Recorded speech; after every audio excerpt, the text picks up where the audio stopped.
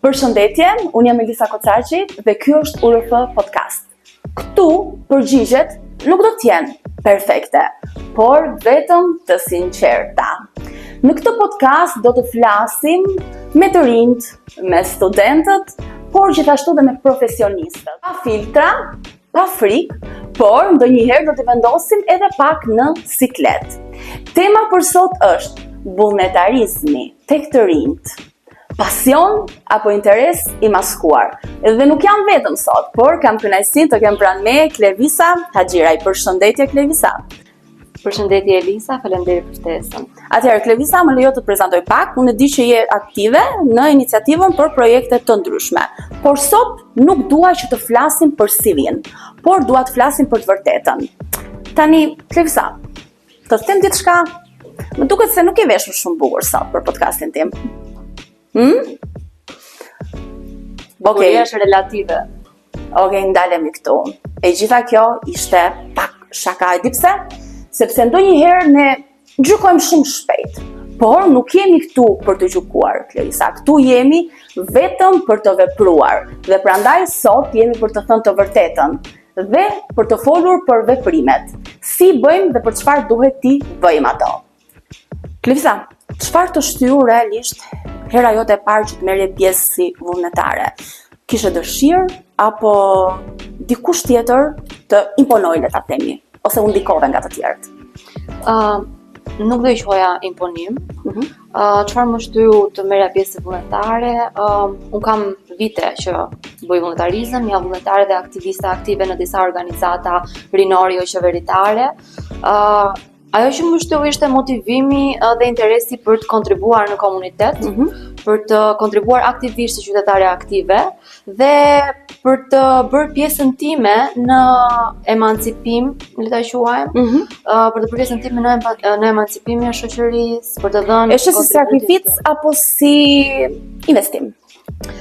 Nuk do i quaja sakrificë në kuptimin klasik, më tepër si investim vetjak, si rritje personale, pjesën e vullnetarizmit dhe të kontributit në komunitet. Okej, ti the në komunitet, atëherë kush përfiton më shumë në këtë rast? Përfiton ti apo komuniteti? Do thoya që përfitojmë të dy. Unë përfitoj sepse përfitoj rritje personale, pra interesi është përfitimi dhe rritja personale, kontributi. Po komuniteti në këtë rast? Komuniteti patjetër që përfiton nga vullnetarët, nga të rinjt që organizohen, të cilët japin kohën dhe energjinë e tyre për të bërë diçka të mirë për komunitetin. Sa për zemër dhe sa për interes? Do thoja 60% motivimi i brendshëm dhe 40% interesi për të kontribuar në komunitet, për të shërbyer. Për mendimin tim, shkrihen të dyja së bashku dhe fokusi nuk do ta vija tek përqindja, do ta vija te fakti që motivimi i brendshëm lidhet drejt për drejt dhe bëhet gati sinonim me interesin për të kontribuar në komunitet dhe për të dhënë atë çka ti mund t'japësh për komunitetin. Dua të më thosh vërtetën tani. Po të vërtetën. Të ka lodhur ndo pak vullnetarizmi. Unë që nga dita e parë, që moshën 16 vjeçare që kam marrë pjesë aktivisht në vullnetarizëm, e kam bërë me pasion, e kam bërë me dëshirën për të kontribuar, dhe jo, diçka që bëhet me pasion. Do të thosh që të ka hapur dyer më shumë, a? Patjetër që po. Mund na japësh raste? Do kishim shumë dëshirë ti dëgjonim rastet. Do thoya që më ka hapur shumë dyer, së pari për eksperiencë praktike, për përfitimin e përvojave të reja, për njohjen e kontakteve dhe personave të rinj, njerëzve shumë të bukur. Patjetër që më ka hapur dyer të reja, më ka ndihmuar të rritem personalisht dhe patjetër që po dhe profesionalisht. Faktikisht, shumë të rinj marrin pjesë zakonisht në organizata të ndryshme, sepse duan që të shkruhet në CV. Unë nuk e di nëse ti e ke të rëndësishme të pjesën, të intereson apo patjetër, qëllimi im kryesor është që jo të jetë vetëm imazhi në CV, qëllimi kryesor që vullnetarizëm dhe që kam marrë pjesë si aktiviste për vite me radhë, ka qenë kontributi, siç e përmenda edhe pak më parë, por patjetër që po dhe vendosja në CV është një pjesë shumë e rëndësishme për formimin profesional. Nëse dy nesër të ofrohej një punë e mirë paguar, do ta lije vullnetarizmin apo do të gjeje mundësinë që ta bëje? Do të gjeja part time. do të gjeja mundësinë dhe kohën për ta vazhduar, sepse pjesën e vullnetarizmit nuk e kam lidhur asnjëherë me pjesën monetare, me shpërblimin monetar. Dhe Pra është ajo që tham pak më përpara që ti bën këtë punën sepse e ndjen.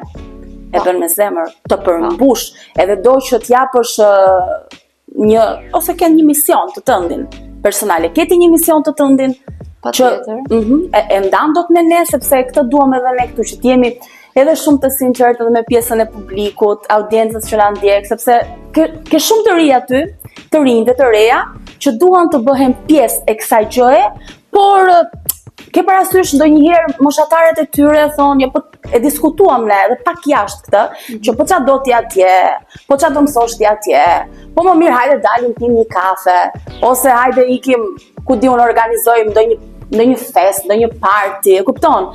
Pra, i qëndrojnë, si ta them, larg kësaj. Është shumë e vërtetë Elisa, shumë të rinj sot nuk angazhohen dhe nuk aktivizohen. Pra është ajo çka ti them, më tepër se të angazhohen në komunitet. Se ti e di më mirë, se pak a shumë je akoma studente, je në këtë, ta them, në këtë fazë, je në këtë kohë. Çfarë po ndodh? Nuk është optimale që të rinj të mos angazhohen, të qëndrojnë pasiv siç janë dhe duke bërë, dhe kjo po ndodh në masë. Dhe ne po e vëmë re dhe ne studentët dhe jo telefon. Patjetër.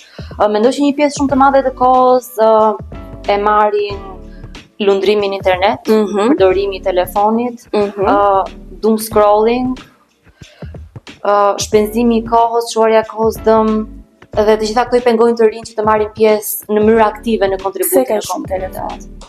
Për qef apo rrin telefon për lek? Mund të jetë dhe arsyeja e përfitimit monetar. Mund të jetë dhe arsyeja e përfitimit monetar patjetër, ka shumë të rinj të cilët ngrën biznese ose përdorin rrjetet sociale si mënyrë promovimi të bizneseve të tyre, dhe kjo patjetër ju sjell probleme monetare, dhe ky është një nxitës shumë i fuqishëm që të rinjt të qëndrojnë aktiv në internet. Krisa dua të bëj një pyetje. Ndoshta po dal pak jashtë temës, po besoj se janë brenda. Unë ndodh shpesh që dal të bëj vox pop në rrugë, pyes qytetarët dhe më përgjigjen më tepër mosha e tretë. Kur shkoj, i vendos me mikrofonin, një të riu, mikën me vrap.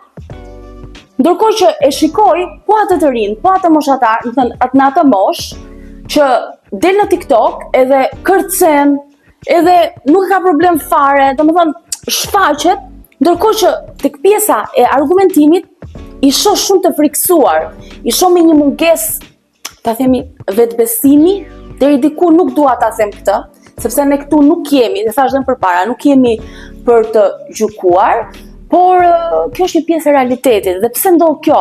Rëndom, do të thënë, mua e kam rast personal, i pyes shpesh herë dhe moshatarët e juaj. Pse ikni? Çfarë keni? Ju kemi frikë? Çfarë thonë ja? Gjoni pak. Më thon, kemi frikë se bëhemi meme. Kjo klishe. Kjo është klishe. Është shumë e vërtetë, unë do thoya që presioni social dhe mos presioni që vjen nga rrjetet sociale, gjithë ky bumi të bërit viral, bumi të bërit meme, bumi të bërit objekt, mendoj që ndikon shumë në këto që të gjitha këto sjellje pasive që ti përmende. Pra, ti mendon, një demotivues po si është më e bukur të kërcesh, të bësh make-up, të dukesh ekstravagante përpara, apo të flasësh diçka të mirë që dhe të shërbej, edhe ty të ndihmon, por shërbej edhe për të tjerët. Është shumë kontradiktore, sepse nganjëherë rrjetet sociale përdoren si mjet për të promovuar veten, për të marrë shpërblim monetare, siç dhe ne e përmendëm, qoftë kjo duke bërë dhe sjellje të cilat nuk janë tërësisht etike dhe të pranueshme për shoqërinë, dhe nga ana tjetër të rinj siç ti Elisa e përmende, druhen kur shohin një gazetar, druhen të japin argumentin dhe mendimin e tyre. Kjo duket shumë kontradiktore dhe njëkohësisht dhe paradoksale. Megjithatë unë do thoya që të japësh një argument dhe të japësh mendimin tënd kërkon forcë dhe kurajë, dhe jo të gjithë të rinj kanë këtë gjë. Dhe ata zgjedhin të jenë pasiv në vend që të kontribuojnë aktivisht dhe të japin argumentin dhe mendimin e tyre. A ka hipokrizi tek vullnetarizmi? Mendoj që po, patjetër që ka, nuk mund ta Ku e shikon? Mendoj që dua shembuj, dua raste. Më pëlqen shumë të kem shembuj konkret që t'i paraqesim. Mendoj që hipokrizia tek të rinj, sidomos tek të rinj që bëjnë vullnetarizëm, qëndron në faktin që disa të rinj kërkojnë të marrin titullin, po e quajmë me thonjza, si vullnetar dhe si aktivist, ndërkohë që nuk bëjnë angazhim real. Pra bëjnë më shumë se sa ndjejnë, thua, apo? Unë do thoja ndjejnë më pak se sa bëjnë. Pra, kryejnë sjellje të caktuara dhe angazhohen, po pa kërkuar të kontribuojnë realisht. Pra si e shohin angazhimin e tyre si mënyrë për të fituar një imazh të rrel, pa përmbajtje. Këtë gjë e konsideroj unë si hipokrizi. Unë e di që ti ke shumë eksperjenca dhe në organizata të tjera. Mendon se ka organizata realisht, Eduard, këtu në Shqipëri që i përdorin vullnetarët? Unë personalisht nuk kam evidencë dhe nuk më flas pa evidenca, por patjetër që mendoj që është një fenomen që ndodh. Çfarë gjë, sepse ti merresh dhe me të rinjt, më the. Po.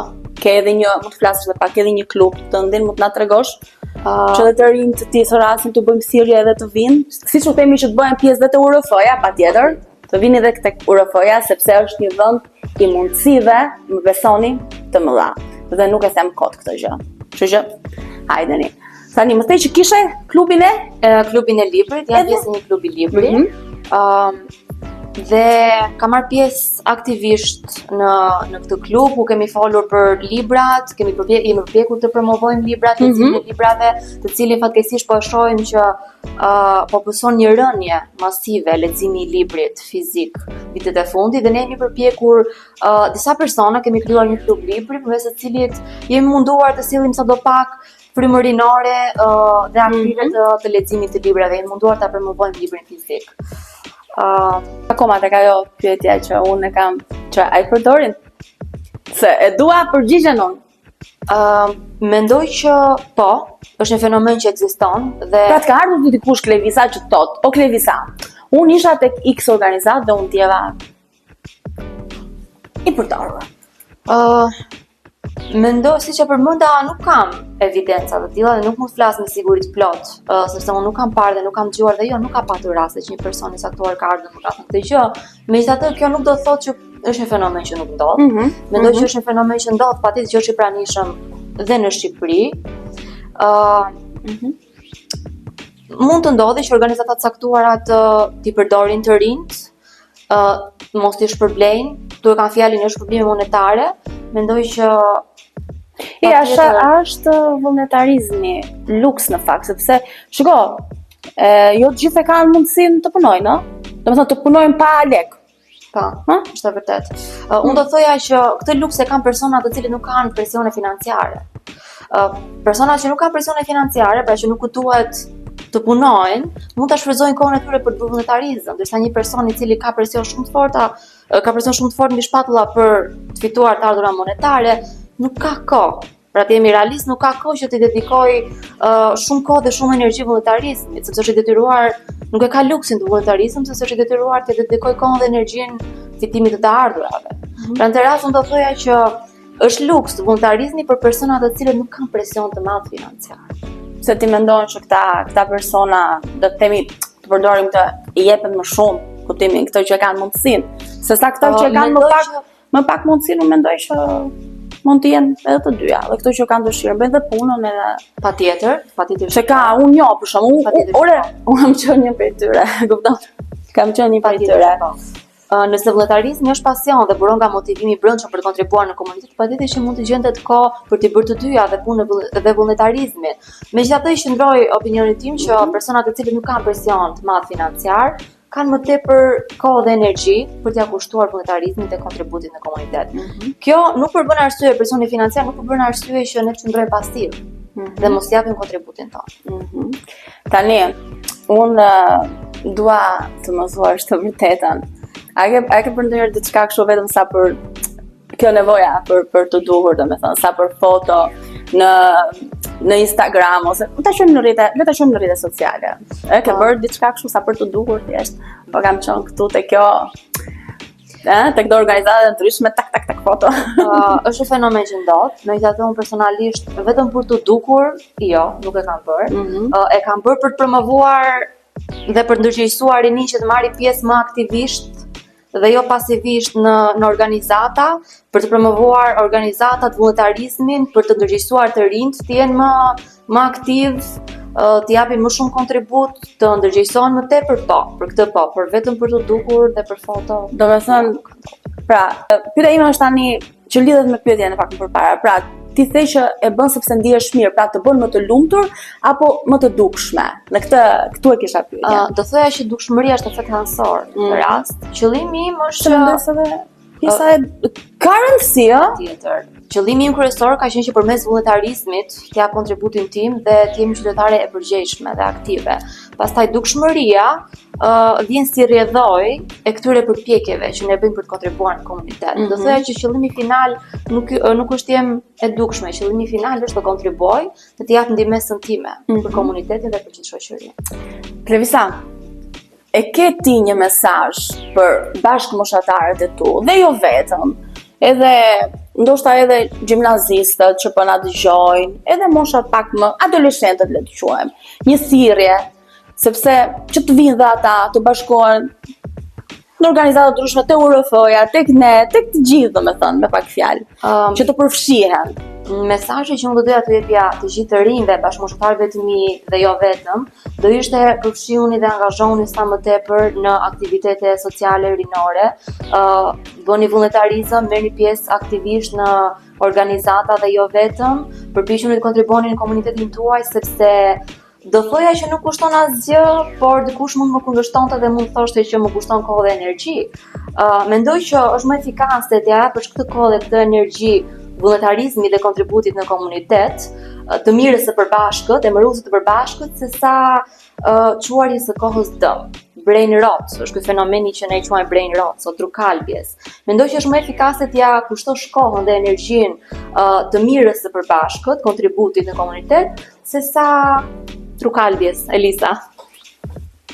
Perfekte. Faleminderit.